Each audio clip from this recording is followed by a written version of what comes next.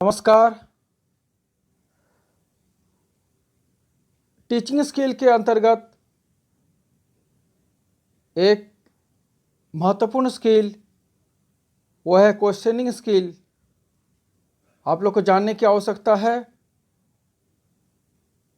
और प्रश्नों के माध्यम से अपने शिष्य को ज्ञान प्राप्त करना या ज्ञान प्रदान करना कोई नवीन विषय नहीं है। प्राचीन काल में गुरु अपने शिष्य को विभिन्न प्रश्नों के द्वारा शिक्षा दिया करते थे।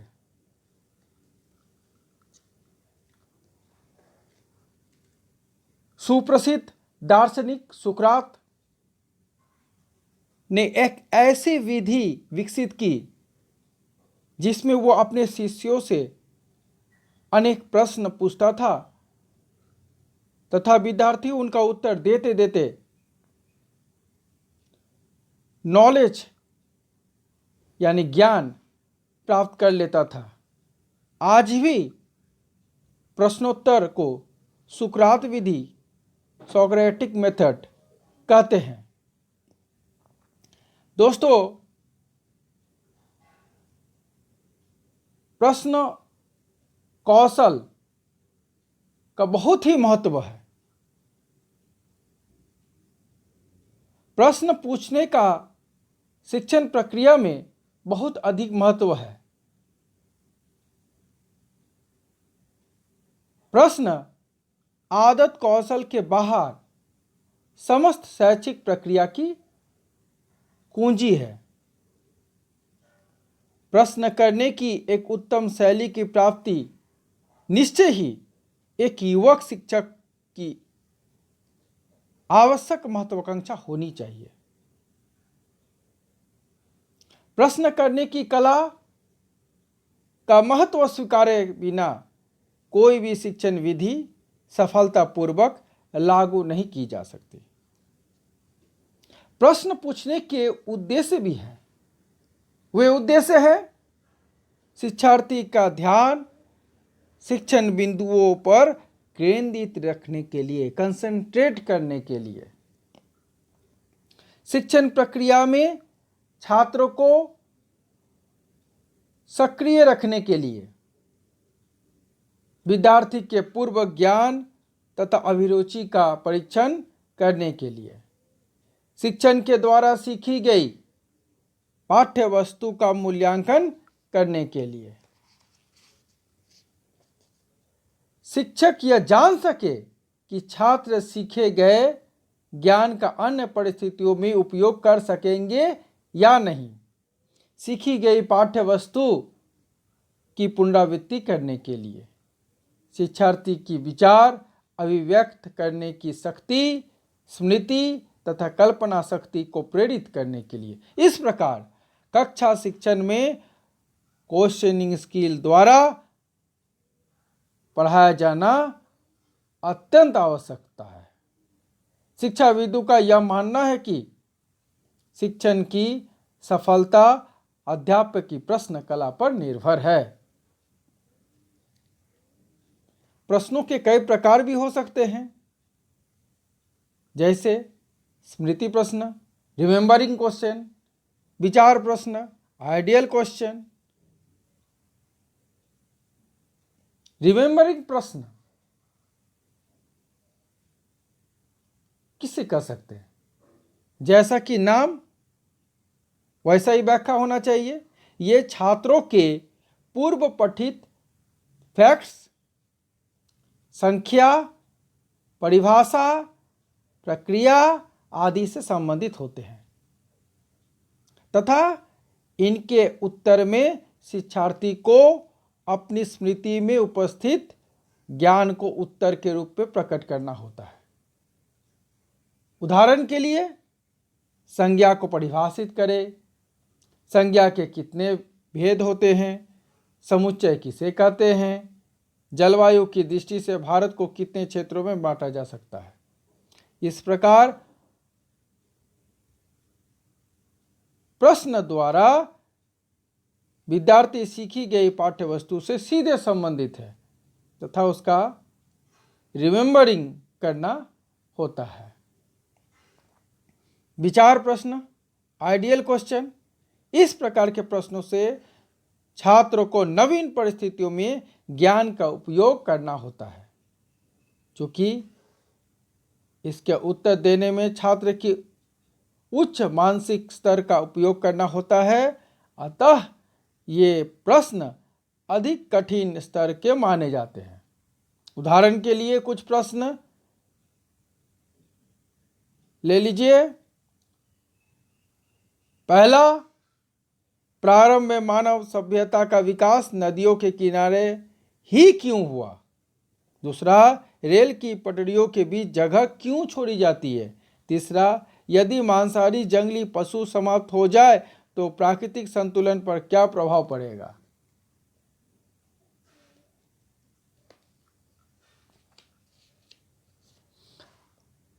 अच्छे प्रश्न के कई गुण भी होते हैं। यदि हम चाहते हैं कि प्रश्नों में प्रवाह आदि हो तो हमें इनका निर्माण करते समय पूर्ण सावधानी बरतनी चाहिए। एक अच्छे प्रश्न में निम्नलिखित गुणों को आप लिख सकते हैं। मैं बता रहा हूं, उसको नोट डाउन कीजिए।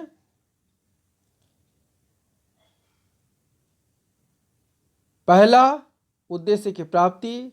दूसरा, भाषा सरल, शुद्ध व स्पष्ट होनी चाहिए। तीसरा, विद्यार्थी अपनी स्मृति, चिंतन एवं तर्क शक्ति का उपयोग कर सके।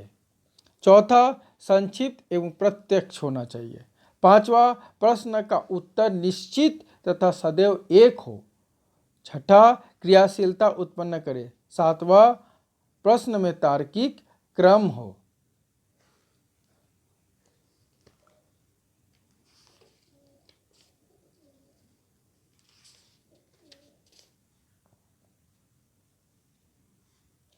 प्रश्न पूछने का भी टेक्निक्स है, स्टाइल ऑफ क्वेश्चनिंग है। अध्यापक किस प्रश्न किस प्रकार कब पूछे, यह उसके विवेक तथा कक्षा की परिस्थिति पर निर्भर करता है। फिर भी कुछ सुझाव दिए जा रहे हैं जिन्हें अपनाकर वह अपने प्रश्न पूछने के तरीकों को अधिक प्रभावशाली बना सकता है। पहला, प्रश्न किसी एक विशेष छात्र को लक्ष्य करके पूछने के स्थान पर समस्त कक्षा को पूछे जाने चाहिए। दूसरा, प्रश्न पूछते समय अध्यापक को अपनी वाणी शांत तथा संयम रखनी चाहिए, न तो अधिक धीमा और न ही अधिक ऊंची आवाज से प्रश्न पूछना चाहिए। तीसरा, प्रश्नों की संख्या बोलकर जैसे पहला प्रश्न, दूसरा प्रश्न आदि नहीं पूछना चाहिए। चौथा, समस्त कक्षा को प्रश्न पूछने के बाद यथासंभव बालक का नाम लेकर उत्तर पूछना चाहिए। पांचवा, प्रश्न कक्षा के विभिन्न स्थानों पर बैठे छात्रों से पूछे जाने चाहिए। छठा, प्रश्न पूछते समय अध्यापक को कक्षा में टहलना नहीं चाहिए। सातवां, प्रश्न पूछते समय उपयुक्त गति से विराम देते हुए बोलना चाहिए। आठवां, अध्यापक को ऐसा प्रश्न नहीं पूछना चाहिए कि प्रश्न की भाषा में ही इसका उत्तर मौजूद हो। ध्यान दीजिएगा दोस्तों, अब हम आपको बताएंगे प्रश्न कौशल का मूल्यांकन प्रपत्र, ऑब्जर्वेशन स्किल का जो आपका फॉर्म है उसके बारे में हम थोड़ा सा बता रहे हैं, उसको नोट डाउन कीजिए। पहला लाइन में आपको लिखना है अध्यापक का नाम डैश, उसी लाइन में सेम लाइन में लिखना है रोल नंबर। सेकेंड लाइन में लिखना है प्रकरण यानी टॉपिक डैश, उसके बाद थोड़ा जगह छोड़ करके कक्षा डैश, दिनांक थर्ड लाइन में लिखना है दिनांक डैश, और उसी सेम लाइन में दिनांक वाले लाइन में लिखना है समय अवधि। ठीक है, आप चौथा लाइन में लिखिए कुशलता के घटक, उसे थोड़ा जगह छोड़ने के बाद उसके बगल में लिखिए नंबर 1, यानी उसको नंबर 1 के बगल में ब्रैकेट में कर दीजिए उत्कृष्ट। नंबर 2 उसके बाद उसके बगल में कर दीजिए बहुत अच्छा। नंबर 3 उसके बगल में लिख दीजिए अच्छा। नंबर 4 बगल में लिख दीजिए सामान्य। नंबर 5 बगल में लिख लीजिए असंतोषजनक। इस प्रकार अगर हम फॉर्म को अंडरलाइन कर देते हैं तो उसके बाद हम शुरू करते हैं। नंबर 1 व्याकरणिक शुद्धता, ग्रामेटिकल अगर कोई मिस्टेक है कि नहीं है उसकी जांचना, व्याकरणिक शुद्धता। नंबर 2 प्रकरण से सुसंबद्धता, जो टॉपिक है उससे रिलेटेड होना चाहिए। नंबर 3 संक्षिप्तता, यानी ब्रीफ होना चाहिए। नंबर 4 उचित गति एवं विराम, मारपीट टाइप का नहीं होना चाहिए, झगड़ा झंझट टाइप का नहीं होना चाहिए। नंबर 5 सुश्रव्यता, कानों में जब आवाज़ जाए तो वो सुनने में अच्छा लगे। जिस प्रकार म्यूज़िक सुनते तो अच्छा लगता है ना, उसी प्रकार आपका वॉल्यूम ऐसा होना चाहिए, आपका इक्वलाइजिंग ऐसा होना चाहिए कि अगले को अगर सुनाई दे तो उसको वो अच्छा लगे प्रश्न सुनकर। नंबर 6 अनावश्यक आवृत्ति। नंबर 7 उत्तरों की अनावश्यक प्रवृत्ति। नंबर 8 प्रश्न संख्या की पर्याप्तता। फिर उसके बाद अंडरलाइन कर दीजिए सबसे नीचे लाइन में निरीक्षक की टिप्पणी, और उसी लाइन में थोड़ा बगल में लिख दीजिए हस्ताक्षर। इस प्रकार आप फॉर्म को तैयार करेंगे। ठीक है, अब हम आते हैं कंक्लूजन। देखिए, प्रश्नों को शिक्षक तथा शिक्षार्थी के मध्य एक संपर्क सूत्र माना गया है। प्रश्न प्रदान करने के लिए यह एक उत्तम साधन है। यह कला के बिना कोई भी शिक्षण विधि सफलतापूर्वक लागू नहीं की जा सकती। शिक्षक शिक्षार्थी अंत क्रियाओं में प्रश्न गति प्रदान करते हैं। अच्छे प्रश्न के अच्छे स्तर, उद्देश्य प्राप्ति का प्रयास, भाषा सरल, शुद्ध एवं स्पष्ट, संक्षिप्त एवं प्रत्यय, प्रश्न वस्तुनिष्ठ, क्रियाशीलता उत्पन्न करने वाले तथा एक तार्किक क्रम में होने चाहिए। प्रश्न पूछते समय अध्यापक को उपयुक्त गति और विराम देना चाहिए।